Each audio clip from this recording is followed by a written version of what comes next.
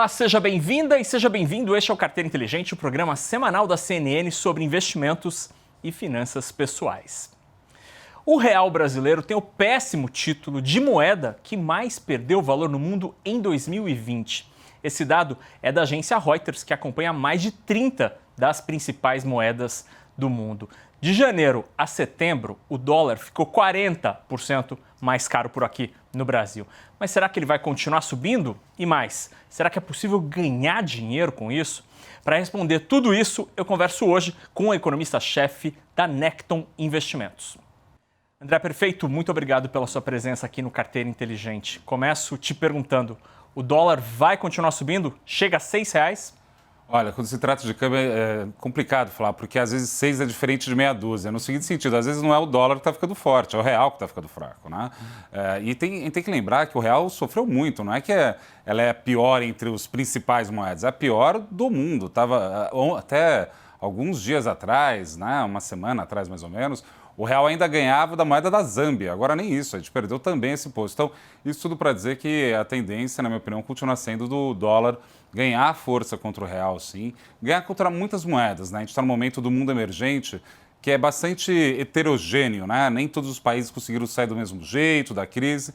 Então, é uma situação um pouco mista, mas no caso do real brasileiro, sem dúvida nenhuma, eu tenho alguns motivos para ficar preocupados para 2020 ainda. Mas se a gente está perdendo até da Zâmbia, qual que é o problema aqui do Brasil que explica tudo isso? Olha, eu acho que tem alguns conjuntos de explicações, né? É um evento, obviamente, multivetorial, né? São várias influências para isso. Uma delas, sem dúvida nenhuma, é o nível da taxa de juros atual no Brasil, né?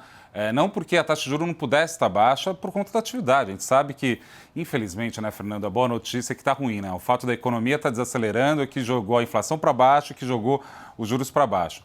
Mas, dado uma série de percepções de risco do Brasil, a gente tem uma situação que 2% parece não ser suficiente para dar conta dessas questões todas, né? A gente está com uma taxa de juros real no Brasil hoje, ex post, que não é o jeito meio certo de fazer, não, que é a Selic hoje, contra a inflação de 12 meses atrás, o certo é você pegar uma expectativa para frente, mas serve para ilustrar isso.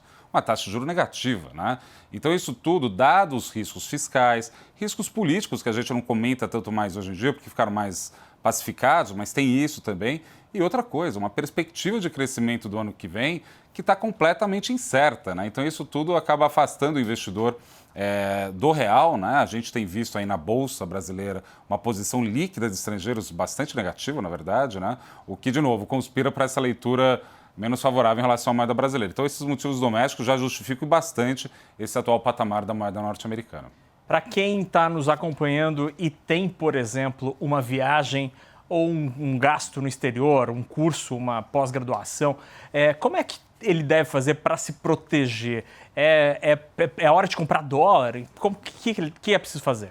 Olha, assim, tem uma piada uma vez, muito famosa entre os economistas, que diz o seguinte: Deus inventou o câmbio para deixar os economistas humildes. Isso para dizer o seguinte: como o câmbio é fluxo e não é estoque, acertar ele na mosca é impossível. Então, se você tem alguma obrigação em dólar, sugiro fortemente que você vá comprando aos poucos, né? Sempre que você achar que o preço caiu um pouco mais, vai comprando para fazer um médio melhor para você. Se você deixar tudo para a última hora, a possibilidade de você pegar um preço ruim é pior, né? Mas mais do que isso, né? Hoje em dia as corretoras de valores, né, têm instrumentos, né, que você pode tentar se proteger um pouco mais disso. Não é complicado, era uma coisa que antigamente só empresas muito grandes podiam fazer. Hoje, com a orientação adequada, você consegue criar algumas proteções, algumas travas para um eventual gasto, né, em moeda estrangeira que você possa ter.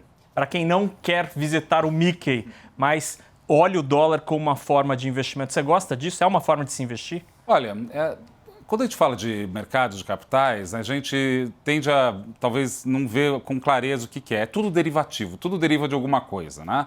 Então, por exemplo, eu estou comprando Petrobras, na verdade eu não estou comprando bem Petrobras, eu estou comprando petróleo eu estou comprando China, então a cadeia causal sempre é muito grande. Hoje em dia, no Brasil, a gente tem alguns produtos, né, do mercado de capitais que têm ido muito bem, são os produtos agrícolas, né? Quando a gente fala de LCAs, CRAs, tudo que tem a ver com crédito agrícola propriamente é uma boa estratégia porque você está comprando duas coisas que tendem a ir bem.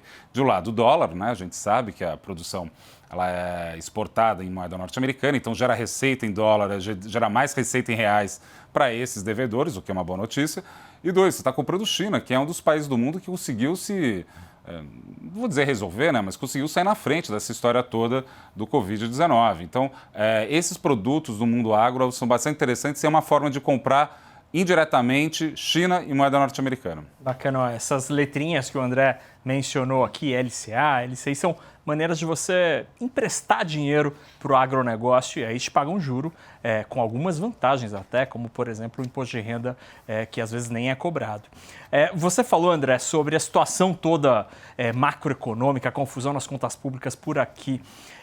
Quando é que os juros vão começar a subir de volta aqui no Brasil? Olha, vamos pegar, assim, quando se trata de juros, né, às vezes a gente perde de perspectiva, né, que tem vários juros, né? A gente tem um negócio até que chama de curva de juros, porque tem juros que vai vencer daqui a 3 meses, 6 meses, 1 ano, 2 anos, 10 anos, 30 anos e por aí vai. Os juros mais curtos, eles são muito vinculados, muito aproximados da taxa Selic. Eu não consigo ver espaço da taxa Selic subir, pelo menos não agora, talvez já no segundo trimestre do ano que vem, talvez vai subir por outras questões fiscais também, né? Então o juro curto não sobe, então o que vai subir é o juro longo. Agora esse que é o problema, né? Se o juro longo sobe, quer dizer que o preço do ativo desse título está caindo. Então o momento de entrar está um pouco truncado, né? Se você comprar título longo agora, às vezes até uma NTNB que tem uma parte pós e uma parte pré, né? Uma pré é a taxa que você travou, né? Então se subir a taxa de juros, quer dizer que o preço do título caiu, você não ganhou dinheiro. Mas a inflação vai subir. Mesmo esse daí pode estar com algum problema. E a sugestão talvez maior é ficar um pouco mais posicionado em títulos pós-fixados. Mas voltando à questão especificamente, eu acho que só no segundo trimestre vai subir, talvez até antes, Fernando. Olha, eu vou te falar que o conjunto de problemas fiscais no Brasil não são triviais, né? A gente está num momento onde a questão da renda cidadã, enfim, auxílio emergencial, eu nem sei mais que nome chamar, né? Porque já foi e voltou umas 30 vezes essa história. Ela vai ter que continuar. É muito forte isso. E outra coisa, os governos, né, não é nem por má vontade, na minha opinião. Os estados não vão conseguir cortar gastos. Pensa a quantidade de pais e mães de família que vão ter que colocar filhos em escola pública ano que vem, por exemplo. Não tem como cortar muito mais. Então, a gente está no meio de um impasse. E esse impasse, em algum momento, vai se traduzir em juros maiores. O meu palpite, primeiro trimestre ou segundo trimestre do ano que vem. E aí, diante desse cenário, por exemplo, a gente teve recentemente, agora em setembro, alguns papéis que seguem a Selic que tiveram até rentabilidade negativa. Isso tem feito muita gente olhar para aquela tabelinha, por exemplo, Tesouro Direto, alguns papéis de 6, 7 anos estão pagando mais de 7%. Isso não necessariamente, então, é um bom negócio.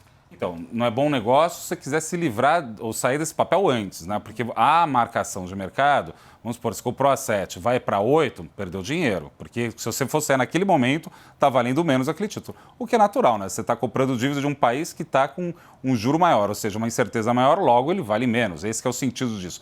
Mas se você levar até um vencimento, até vale a pena alguns papéis. Mas depende muito do que você quer daquilo, né? Então, a gente às vezes fala de renda fixa, né? Passa às vezes a ideia meio falsa de que é fixo. Na verdade, depende. Tudo é fixo no vencimento. Até lá, muita coisa pode acontecer. Muito bem. Eu agradeço muito o André Perfeito, economista-chefe da Necton Investimentos, que falou sobre câmbio e também sobre renda fixa. Muito obrigado. Eu que agradeço, e lembrando a todos que o momento é bastante desafiador, mas com paciência a gente consegue passar por isso, né? Muita gente, pessoa física, entrou agora, vai tomar um susto, é verdade, mas com paciência e educação financeira a gente consegue passar por mais essa. Para rever os nossos programas, você pode acessar cnnbrasilbusiness.com.br. Lá você encontra os nossos vídeos e também a versão do Carteira Inteligente no formato podcast, que também está em todos os principais agregadores de áudio. A gente volta na próxima semana, sempre para tirar todas as suas dúvidas sobre investimentos e finanças pessoais. Fique ligado e até lá!